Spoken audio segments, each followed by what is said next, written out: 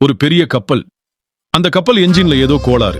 அதனால் அந்த கப்பல் தன் பயணத்தை துவங்க முடியாமல் துறைமுகத்திலேயே நிற்கிறது.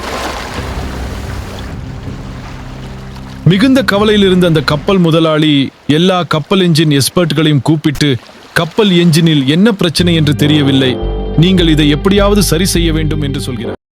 மிகுந்த தேடலுக்கு பின் அந்த ஊரில் வசிக்கும் வயதான அனுபவம் வாய்ந்த என்ஜின் மெக்கானிக் ஒருவரை வரவழைக்கிறார்கள்.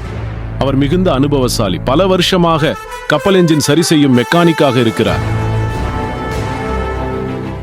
வயதான மெக்கானிக்கின் உருவத்தை கண்டு அந்த கப்பல் ஓனர், இவரா இந்த என்ஜினை சரி செய்ய போகிறார் என்று ஏளனமாக பார்க்கிறார். வயதான அந்த என்ஜின் மெக்கானிக்கும் கப்பலின் என்ஜின் ரூமுக்கு வந்து சில மணித்துளிகள் என்ஜினை சுற்றி சுற்றி வந்து சோதனை செய்துவிட்டு பிறகு ஒரு சுத்தியை எடுத்து என்ஜினின் ஒரு பகுதியில் வேகமாக தட்டுகிறார். பிறகு என்ஜினை இப்போது ஸ்டார்ட் பண்ணுங்க என்று சொல்கிறார். கப்பல் மாலுமி என்ஜினை ஸ்டார்ட் செய்ய என்னாச்சரியம்! என்ஜின் ஸ்டார்ட் ஆகி கப்பல் பயணம் செய்ய தயார் நிலைக்கு வந்துவிட்டது. என்ஜின் ரூமில் நின்றிருந்த கப்பல் ஓனர் மிகுந்த ஆச்சரியத்துடன் இதை பார்த்து கொண்டிருந்தார். நீங்கள் வந்த வேலை நல்லபடியாக முடிந்தது. நீங்கள் செய்த இந்த வேலைக்கான கட்டணம் எவ்வளவு என்ற பில்லை எங்களுக்கு உடனே அனுப்புங்கள் என்கிறார். வயதான அனுபவம் மிக்க அந்த என்ஜின் மெக்கானிக்கும் தனது பில்லில் கப்பலை சரி செய்ததற்கான கட்டணம் ரூபாய் 10,000 என்று எழுதி அனுப்பி வைக்கிறார்.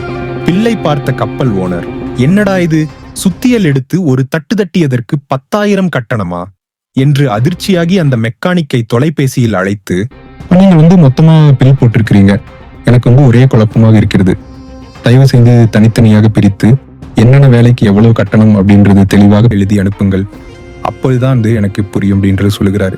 வயதான அனுபவம் மிக்க அந்த என்ஜின் மெக்கானிக்கும் மீண்டும் பில் தயார் செய்து கப்பல் ஓனருக்கு அனுப்பினார்.